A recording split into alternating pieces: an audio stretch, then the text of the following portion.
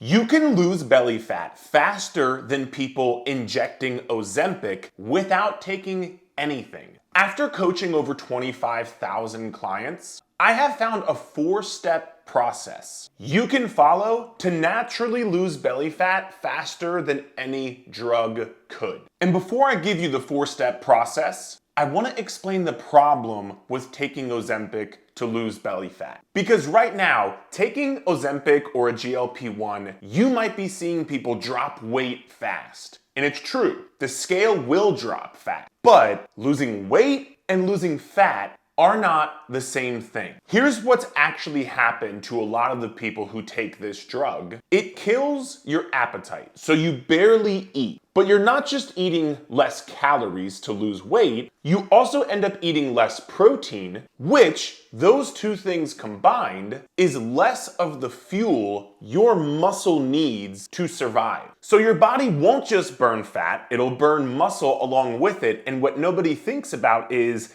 your abs are a muscle. So if the drug is making you lose muscle, then even when the weight comes off, there is no lean, defined stomach underneath. So you just kind of end up smaller and softer in what we call skinny fat. Think of it like one of those bounce houses at a kid's birthday party. When it's inflated, it has a shape. It has the walls, the tower, the slide. But if you unplug that blower and let all the air out, it gets smaller, sure, but it doesn't turn into anything. It just kind of collapses into this saggy pile on the grass. And that's what Ozempic does to a lot of bodies. It lets the air out, but it doesn't build any. And just so we're clear, I am not against taking Ozempic. I think it could be a great tool if that's what you choose to use. But remember, the goal isn't just to lose weight. It's to lose fat and reveal the muscle underneath. And that's what these next 4 steps are gonna be for. And the first step is gonna be weird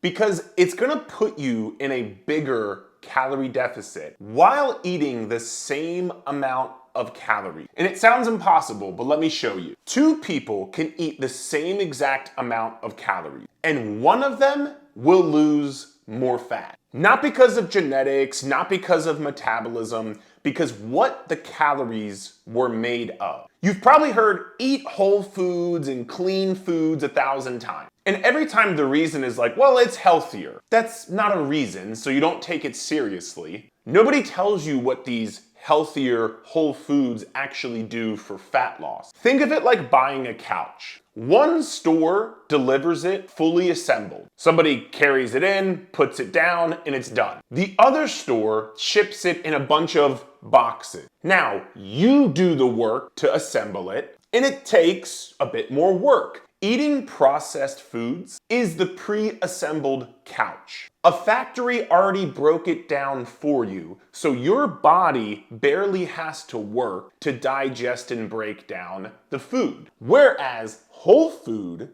it shows up in those boxes, and your body has to do the assembly and break it down. It has to work more. And your body pays for that labor in calories, meaning your body burns more calories when you eat whole foods versus processed food. And this isn't a theory. Researchers tested this exact thing. They gave people 2 meals with the same calories. One of whole foods, one of processed food. The whole food meal burned around double the amount of calories just digesting it. So the same calories went in, but more calories went out. So 2 people can eat the same amount of calories, and the one eating mostly whole foods walks away with a bigger calorie deficit. And this is like one of our clients, Michael, who's down over 40 pounds. One of the first things we changed about his nutrition was making sure we got at least 80% of his daily calories coming from whole food. So for you, make sure 80% of your calorie intake is coming from things like fish, eggs, potatoes, chia seeds,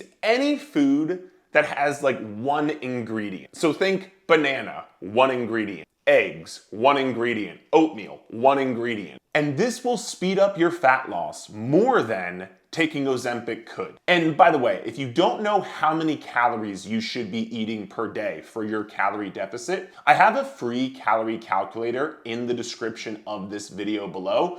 It's the same one I use with my online coaching clients, so feel free to take it and use it for yourself. Now, the second step, there's something that people intake every week that has no job in your body other than holding on to belly fat. And you may have heard before that alcohol is empty calories. Let me show you what that actually means. Every food you eat has a job. Protein rebuilds every cell you've got, and it builds muscle. Carbs get used for fuel or stored as energy inside of your muscles for fuel later when you work out. Fat has the job of regulating your hormones and keeping a healthy metabolism. But alcohol is the only thing you'll consume that has no job. Your body can't build anything with it. It doesn't get used for energy. As far as your body is concerned, it's pretty much a useless toxin, and that's what your body treats it as. Think of your body like an office building. Everybody's working, and then alcohol walks in and pulls the fire alarm. What does everybody do when the fire alarm is pulled? They stop working. And that's what your body does when alcohol is in your system. Fat burning stops, muscle building stops, until the alcohol is out of your system. All the while, the alcohol just kind of sits in your stomach. And if you've ever seen people who might have that beer belly, that's one of the reasons why. Not to mention, alcohol is linked to visceral belly fat, and that's the belly fat that sits on top of your internal organ. And look, I'm not gonna be the guy to tell you to never drink alcohol again, but if you're really serious about losing your belly fat, I would encourage you to, at the very least, cut back, or for a period of time, cut it out to make sure all the calories that you are consuming actually is doing something to help you drop your belly fat. And now, those first 2 steps are pretty powerful, but it's gonna take a few weeks to show up in the mirror, but this 3rd step, you'll notice a difference today. And if you're someone who wants your stomach looking flatter tonight, this is the step. So here's the pattern. You eat dinner, and then you drop on the couch. And that food that you've been eating at dinner, but also the entire day, just kind of sits there. And so you get this bloated look and feeling, your stomach is like pushing out. And even if you ate perfect all day, you kind of look in the mirror and see a gut. That's not fat. That's just food that is sitting in your stomach undigested. Think of the dishes after you eat dinner. If you rinse them right away, it takes 2 minutes and your kitchen will stay clean. But if you let them sit in the sink, they pile up, and now the whole kitchen will start to look like a mess. Your stomach works the same way. If you move right after you eat, the food keeps moving through you. But if you sit down and do nothing, it piles up just like the dishes in the sink. So after each meal that you have, take a 10-minute digestion walk. Because being upright and moving your body, moving blood flow, will immediately get digestion going, so the food doesn't just sit there and bloat you. And on top of that, it burns extra calories for your calorie deficit. If you take a 10-minute walk 3, 4, 5 times a day after you eat, that could be 3,000, 4,000, 5,000 extra steps you take throughout your day. And not to mention, it keeps your blood sugar steady, which just means fewer energy crashes and fewer late night cravings. That will get you a flatter stomach tonight and a bigger calorie deficit every day. And all of this sounds great, but there is one problem. Everything I've given you so far removes fat. But if all you ever do is remove fat, you'll end up just like the person who's taking Ozempic and losing muscle. So step number 4 is how to make sure you don't just lose the fat, but you actually build the muscle to reveal underneath. Because trust me, I've worked with enough clients to know the last thing you want to have happen is do all of this work, lose all of this weight, and then look in the mirror and think, I don't even like what I see. And you may have heard before, you can't spot reduce fat. Doing crunches won't automatically lead to you building muscle and losing fat in that area. Abs are made in the kitchen, and half of that advice is right. You can't burn belly fat with crunches, and yes, your nutrition is going to take care of your fat loss. But, like we said in the beginning of the video, your abs are a muscle, just like your bicep. And if you never train them properly,